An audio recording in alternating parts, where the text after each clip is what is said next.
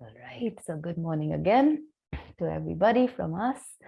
And today's topic, we wanted to talk essentially on our attitudes create our reality, create the experiences that we have in life. And it's a very one of those aspects that Swamiji very much, of course, Paramhansa Yogananda stressed very much for all of us, isn't it? Is our attitude is everything. Attitude is everything on the spiritual path, in life, in general. And it's just something for us to keep coming back to again and again, and often just make it a checkpoint for all of us. Just wait a minute. Where is my attitude? How is my attitude right now? If there's something I'm experiencing, what's wrong with my attitude? And just to turn it back onto us. If there's some suffering or struggling, maybe there's something I need to adjust in my attitude. And just coming back to this very simple principle can actually really change our whole experience of life, our whole experience of the spiritual path as well. And it's one, I just heard Swamiji this week talking, and he was essentially telling us about, the importance of being happy. And he said, people, all of us devotees, don't realize that this is actually a practice. The importance of being happy. It's a practice. It's something we need to do consciously. We need to practice. Oftentimes we slip. I don't know if it happens to you, but sometimes we slip into this little thing of, yeah, but that person's always happy. Yeah, but that person's generally, that's their demeanor. No, isn't it an interesting thing? It's after practicing that people earn that. It's not like they just were born like that. No, it's not like, and every time we also, sometimes when we have this attitudes of happiness and good attitudes that come through, it's not like we just woke up and, oh, something happened. That's the fruit of something we've practiced. And it's just a very interesting thing to keep in mind. And again, with this concept of attitude, I just took that as a very nice checkpoint from Swamiji for all of us. It's a practice of being happy. It's an important one. And he himself demonstrated so many times to us. So I was just thinking for today, just this year, which has been what, 3 weeks or so of this year so far, of January. So I was just looking at this month alone, and immediately like 3 or 4 little instances came to mind of things that happened. So I thought I could just plug those in with the thought of all of us just paying attention very carefully to not only our own attitude, but to people around us, situations we all have. I think we are all blessed that we have people demonstrating beautiful attitudes around us and what that can do for us. And so just this first one, I was just talking to a friend a couple of days ago, and they were saying that they have this new thing that's happening, that nowadays they wake up a few minutes before the alarm rings every morning. They just wake up and they have this attitude all the time of, this is going to be the best day of my life, and so they were saying, I don't know what's happening, but this is just something that's happening to me. And then they were saying, like after a couple of hours when I go into the day and I realize, wait, this isn't actually quite going to the best day of my life, and I start getting a little irritable, but I still fall back on that attitude that I woke up with, just to wake up and be so grateful for everything that we have, the path, master. I mean, what's our first thought when we wake up in the morning? Or do we kind of just stumble till we have our first cup of our coffee, and then we're starting to, oh yes, hello master, good morning, or is it the first thing? And that's also, I was thinking and telling this friend, that's a fruit of practicing. That's the fruit of something you've done for decades or for years now. And now it's coming forth, and it's just a hard-won victory and a beautiful attitude and spirit. And, I was thinking also, so recently also my parents, they just moved to a new place. And over there, they have a maid who comes. And she doesn't speak English, she doesn't speak Hindi. So that eliminates all communication for us with her. But she's one of those, I don't know, she just touched me very much. I was just there in the beginning of this year for New Year time, helping them move. And she's learned very few words in English. One of them is super.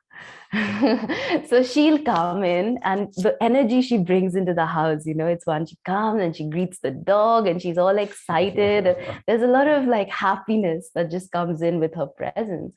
And she'll make it a point, to find something. So we'll be around doing something or the other. And so she'll look and she'll say, hairstyle today super, or she'll just do something to just tell you something positive about yourself, or this food super, that thing was super, and just some way to bring. And I was just thinking, later on when I came back, it was so contagious, the sweetness, very loving, very joyful. That energy that she puts into even the cleaning, I'm 100% sure it changes the whole house. Just that positive, beautiful, just lifting up everyone, lifting up the house in a way.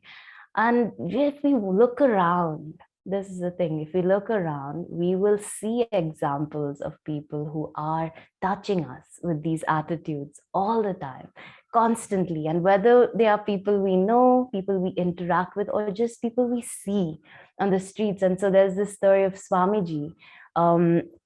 And I think we've all heard it, of when he was in the airport one time and he had to bring a lot of baggage with him because he couldn't, like his harmonium and, a lot of extra overweight baggage because he couldn't leave it where he was. And he was in the airport line waiting to check in. And there was a person in front of him who had less baggage than he did, but he was being charged for overweight.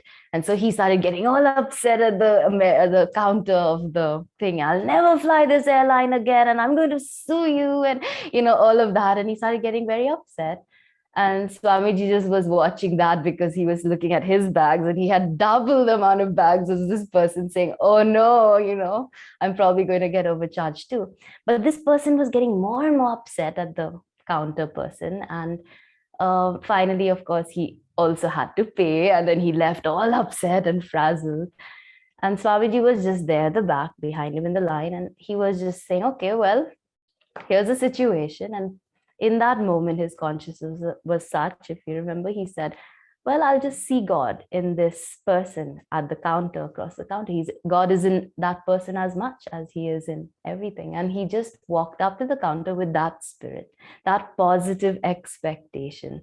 And he just projected that energy. And he said, hello. And the person somehow just said, okay, what do we have here? All right, okay, done, you're done, go. And Swamiji, Swamiji at that point in that phase didn't even have the money to pay overweight. So he would have really been in trouble. But he just gives it to us as an example of that positive expectation, that ability to just see God in everyone, as this reading said. It's not a dreamy reality. One is to have that positive expectation. The other is, Father, now that I wander with thee. Flowers, birds, everything seems alive with thy joy because I'm expecting to find you today. I'm expecting that you're going to come to me today. And that's actually what Swamiji is asking us to practice. That's the importance of practicing every day, even this much, even a little bit. It becomes our reality, it becomes contagious, and we start to share that with one another and lift each other up. So now I'll invite Para to share. Thank you, Shamin. That's wonderful. One of the things that we don't realize sometimes when we talk about our attitudes is that, yes, we so to some degree understand that, okay, yes, my attitude depends on how I feel about things, and if situations come, it is my attitude that is going to influence whether they're positive or negative. And it is all very true, as the reading said. I mean, that's such a big discovery. My outer life is a reflection of my inner thoughts, which obviously doesn't mean that because troubles come, it means that you have a troubled mind or something like that. No, troubles are going to come, whether we are the most positive person or not. That's not what it means. The results of them, certainly it means. But anyway, as we were, that we to some degree we all understand, I believe. But also we don't, this is what Shamini was saying at the end, we don't understand also how much our attitude affects people around us. And I was thinking that one of the best places to see this, or two, I guess, one is the workplace, and the second, well, I guess three places, but the house, the workplace, but the one I was thinking the most these days is when you play sports with other people, or when you do something like that with other people, or you play any game. Now, perhaps that's been more in my mind because when you are with guru bhais, usually you are trying to do your best. When you are with your family, hopefully you're also trying to do your best. But sometimes different aspects of people come when they play sports or when they play games, and especially men, I think. They start becoming over competitive and trying to correct everybody on the team, and no, do this way, don't do that way. And I have played football in the past, soccer, football, soccer, always with my friends, never competitively, because that, although I love competition, I don't enjoy that, that grim competition. I love competition for fun. But it has been always amazing to me to see that sometimes people who are the most skilled have the worst attitude and they get upset the most. And because of that, the whole team goes down. And everybody in that team is not enjoying the play, is not enjoying the whole time. And sometimes they may not even come back because of that one person who, even though it was the best person, it brought everybody down. And that can happen very easily with us as well if we are not careful in our projects, in our interactions with people. Are we one of those who tend to bring the negative first instead of the positive? I know I do sometimes, and I had to watch myself, because that's not the right way to do things. Because we don't only bring ourselves down, we bring everybody else down. Unless those people have such a strong magnetism to bring us up, we will bring them down. And somehow it is easier to be negatively magnetic. To put a very strong negative magnetism is much easier than to put a very strong positive magnetism, which is something very curious to contemplate, how a wrong attitude is so much easier to develop than a positive attitude. Obviously, later on, when we are on the path, we don't even think about positive attitude. It's just a second nature to us. We are this way because it's the only way we know how to be. We are joyful because it's the only thing that we understand, and the other part doesn't even come to us. I remember Swamiji. There is a funny story that somebody was trying to do a past life regression to Swamiji, because Swamiji was curious about these things, and if people will offer, he will often just agree just for fun, and to probably bless the person who was doing it for him.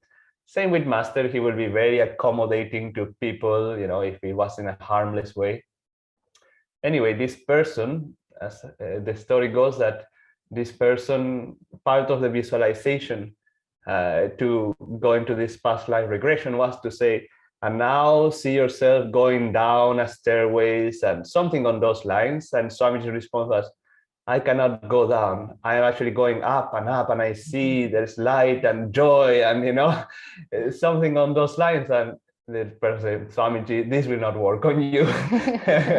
Because Swamiji, he will even often say, my mind just doesn't go in those lines anymore. I just cannot. I really cannot. And it's not because he could not, like, oh no, I don't want to. It's he could not, because his consciousness was so uplifted that there was no question about being negative. There was no question about thinking about desires. There was no question about some of the things that we struggle so hard, because really in his mind was, I want only thee, Lord, thee, only thee. Somehow I realized that today our chants and prayer and all was all about the Lord. I don't know why it was, oh Lord this, Lord that, but anyway, it doesn't really matter, it's all God. But and that's certainly the point we want to reach. That's the point we want to develop. To that point we want to become that. But yes, obviously, in the meantime, we do have to practice all these things. We do have to practice positive thinking. We do have to practice all these beautiful things that Shamini was also mentioning, because those are the things that will keep our energy high. Right attitude really is a question of keeping our energy high instead of letting it sink down. Why wasn't Swamiji able to go down the stairway? Because his energy was too high and he could not lower it, and he would not lower it.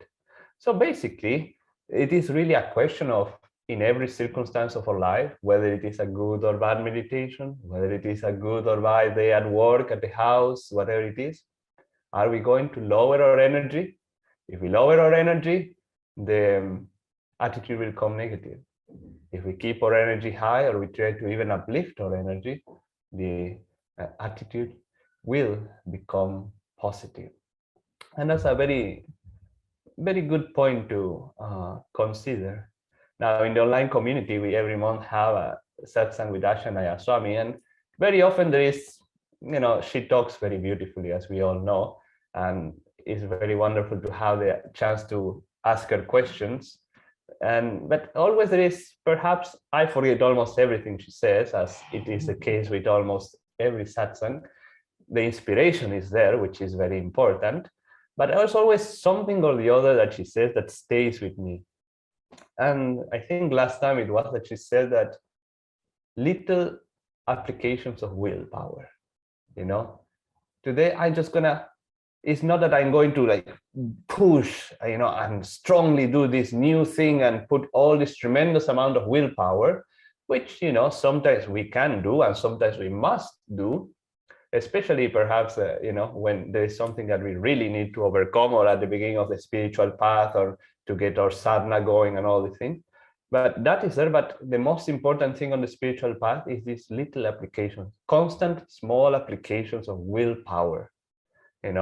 Oh, today, perhaps, okay, I don't feel like washing the dishes, but let me put a little extra willpower today and do them, or at least do some, or whatever it may be. Oh, I don't feel like, I can meditate right now. Well, let me put a little extra willpower and do a little meditation at least. That through life, if we go putting a little more willpower, it's not, yes, sometimes will come the times that we say, today I'll meditate for 4 hours.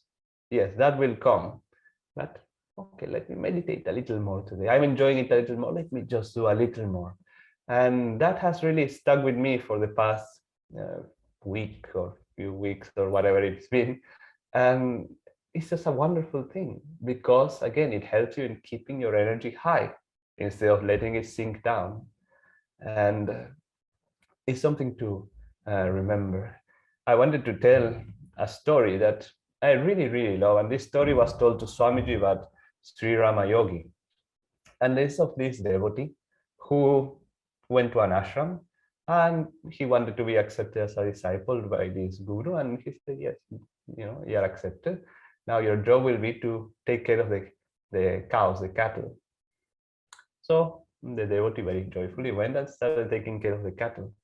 And after 6 months, the guru came and visited. How are you doing? Please tell me, how are you feeling yourself?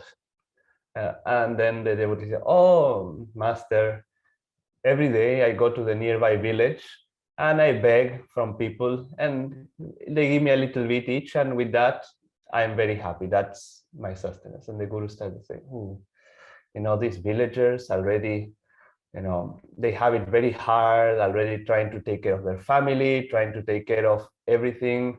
Don't you think it will be a little, asking them a little too much to, that they even have to take care of you?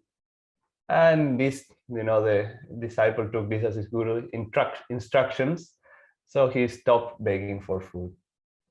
6 months later, the guru came back to see, his cows, and especially the devotee, and said, so how are you feeding yourself these days?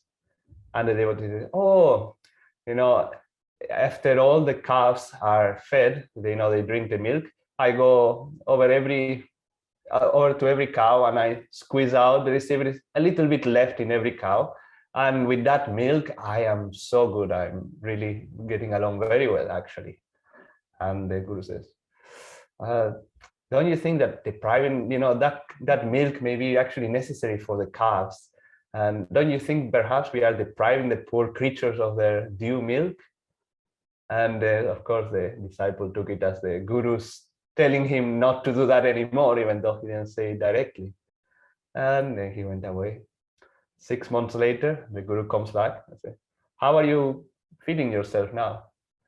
And the disciple says, actually when the calves are drinking from the mother, there is a little foam that is created as they suck from the mother, and I collect that foam, a little bit of drops from that, and with that I'm fine. I can just drink that and I'm fine. And then the Guru says, whoever heard of foam forming when the calves are drinking milk? I think probably the calves are feeling pity for you and are creating that foam for you. And uh, bringing this point that why are we doing this to the calves? Why are we so cruel to the calves? And then the disciple again took it as a sign that perhaps he shouldn't be doing that. 6 months later, how are you feeding yourself?